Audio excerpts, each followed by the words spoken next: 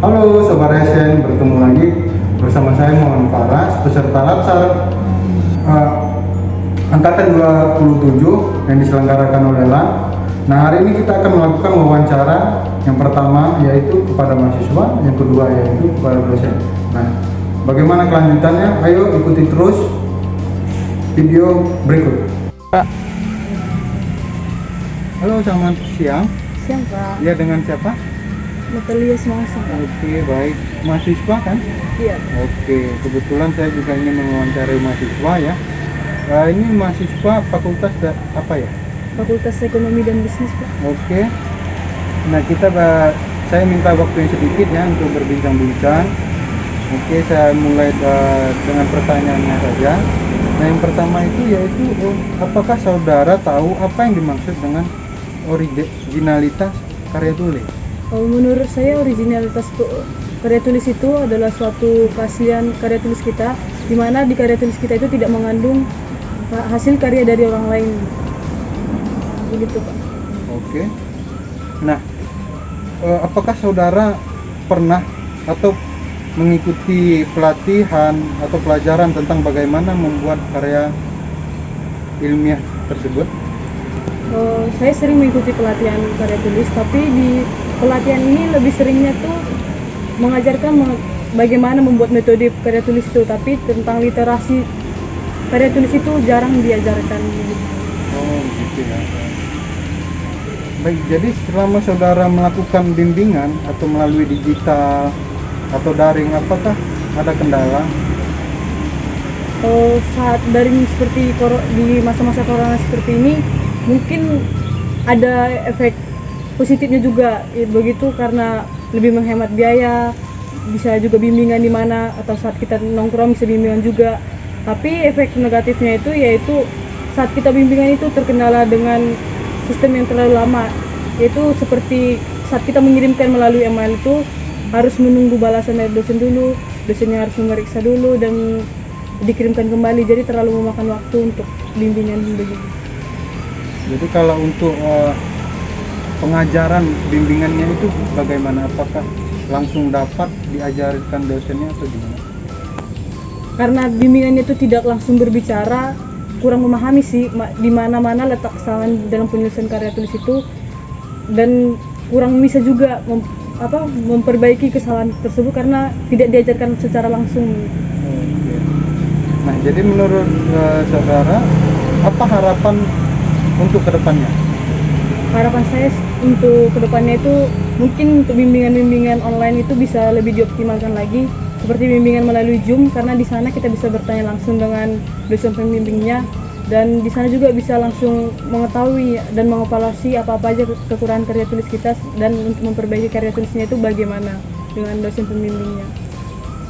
Oke, baik. Terima kasih atas waktunya dan wawancara hari ini. Ya, terima kasih banyak. Saya ingin pamit dulu. Terima kasih ya. Halo Bapak Didi. Ya, Pak Faras. Apakah Bapak sehat? Sehat, hari ini bagaimana ya, Pak Faras? Sehat. Saya sehat juga. Bapak, untuk hari ini saya boleh minta waktu sedikit ya? Ya, boleh. Wawancara sedikit. Oke Pak, kita langsung mulai saja wawancaranya. Menurut Bapak, tentu Bapak tahu ya apa itu tentang originalitas karya tulis tersebut. Menurut Bapak sendiri itu di kampus yang paling utamanya itu yaitu di fakultas Bapak sendiri ya. Apakah banyak Bapak temui karya tulis atau karya ilmiah yang berindikasi plagiat?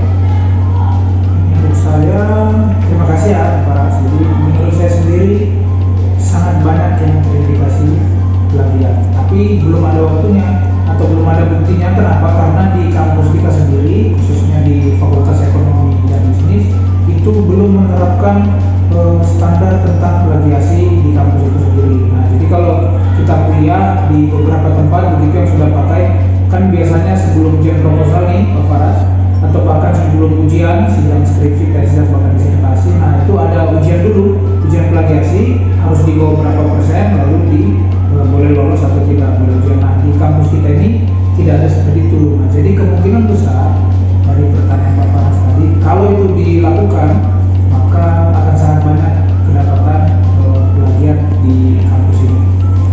Oke, baik Pak. Untuk pertanyaan keduanya ya, apakah Bapak pernah menjumpai mahasiswa bimbingan Bapak sendiri kesulitan dalam membuat karya tulis tersebut? Ya, jadi saya sering terutama kalau mereka akan menulis, membuat runtutan cerita. Jadi kan kalau tugas akhir, paper atau skripsi itu dia harus runtut ceritanya, harus masuk dan logis. Nah, penerjemahannya, penyampaiannya, penulisannya, nah itu yang kadang mahasiswa tidak sampai di pemikirannya atau bahkan sangat sulit karena dari SMA mereka mungkin hanya mengerjakan clipping, hanya mengerjakan makalah, tiba-tiba lompat ke suatu karya tulis yang ilmiah yang mempunyai banyak aturan. Nah itu mereka semacam kaget atau punya shock culture. Memang sangat sulit itu di banyak kampus. Oke, baik Pak. Oke, jadi dengan kesulitan tersebut, kalau kita kaitkan di era digital pada saat ini ya Pak, yang sudah sangat berkembang ya. Jadi itu pada umumnya di kampus-kampus lain itu kan melakukan bimbingan melalui email. Jadi apalagi sekarang kan sedang COVID gitu kan. Nah jadi untuk mengurangi dampak penyebaran COVID itu, jadi si mahasiswa mengirimkan proposalnya itu atau karya ilmiahnya itu lewat email kepada dosen.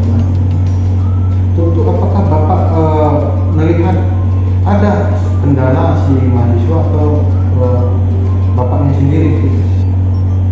Jadi kalau kendala terkait itu ya harus dalam dalam itu, saya sendiri sebenarnya tidak terkendala karena sudah banyak yang tersedia. Jadi aplikasi-aplikasi penunjang pembelajaran, penunjang tugas dan lain-lain sudah sangat banyak, survei dan sebagainya. Hanya saja yang saya sayangkan fakultas masih belum menggunakan semacam Google Form-nya sendiri, semacam e-learning-nya sendiri. Nah, harusnya kan setiap kampus punya e-learning seperti itu.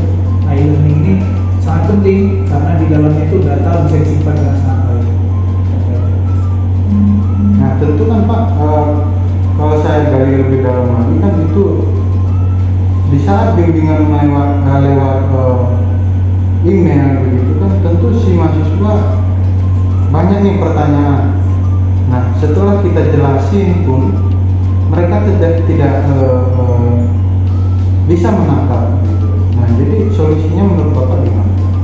Kalau menurut saya biasanya kalau untuk melalui personal, nah itu bisa langsung menghubungi. Tapi kan kita tidak bisa menghubungi semuanya, sangat akan memakan waktu dulu. Yang paling efektif dan efisien adalah untuk masalah penulisan tadi, contohnya kita harus melakukan pelatihan secara berkelanjutan. Di mata kuliah umum seperti bahasa Indonesia harus yang dipelajari bukan lagi yang lain-lain, tapi hanya aturan baku dan penulisan karya tulis. Lalu parafrase juga diajarkan supaya menghindari tadi yang plagiarisme tadi itu kan sangat tinggi. Nah, caranya adalah dengan parafrase. Jadi harus ada program dari kampus, memang keinginan baik dari pimpinan terutama untuk melakukan program-program seperti itu. Nah, itu kan Pak, di setiap kampus itu pasti banyak ya, pelatihan atau seminar tentang pembuatan karya ilmiah. Apakah di pelatihan tersebut atau seminar tersebut dijelaskan tentang bagaimana cara penulisan karya ilmiahnya atau hanya metodologi penelitian saja? Ya, jadi kadang di kegiatan tersebut itu paling banyak metodologi ya, paling banyak metodologi. Nah, tapi kelemahan dari kegiatan tersebut waktunya tidak berkelanjutan, jadi hanya satu waktu tertentu dan tidak ada kelanjutannya. Padahal banyak pertanyaan. Padahal hal yang baik itu adalah teori, praktek. Nah, jadi yang paling baik itu menurut saya bukan kegiatan seperti itu, tapi pelatihan. Jadi di pelatihan itu harus teori, diberikan tugas, kita praktik, lalu ada masalah lagi, teori lagi, pemecahan masalah, lalu cara. Nah, jadi yang terakhir nih Pak. Nah, jadi apa harapan Bapak sendiri untuk dalam membimbing mahasiswa ke depannya? ini harus diterapkan teknologi semaksimal mungkin. Kalau membimbing, kita harus menggunakan apa saja, e-learning atau aplikasi-aplikasi lain. Pengecekan plagiasi kita menggunakan ada plagiarism checker yang gratis, ada yang berbayar seperti Turnitin. Lalu kita bisa juga menggunakan banyak aplikasi lain. Sangat banyak, mulai dari daftar pustaka sampai daftar isi, kan semua sudah pakai aplikasi sekarang, pengutipan, mendelay, seperti itu dan sebagainya. Jadi termasuk juga salah satunya itu bimbingan melalui Zoom ya, bisa juga ya? Bisa, sangat bisa. Bimbingan melalui Zoom, kelas itu sama dengan pelatihan saya tentunya virtual. Pokoknya kita pakai teknologi, kalau bisa online, nah harus offline. Iya. Oke Pak, terima kasih Pak atas waktunya Pak. Terima kasih ya Pak. Sehat selalu. Ya, demikianlah hasil dari wawancara kita tadi bersama Katerina, yaitu seorang mahasiswi Fakultas Ekonomi, dan satu lagi yaitu dosen dari Fakultas Ekonomi juga yang bernama Diki Perwira Pusumbu. Oke, sampai jumpa di kesempatan lainnya. Salam Sobat ASN.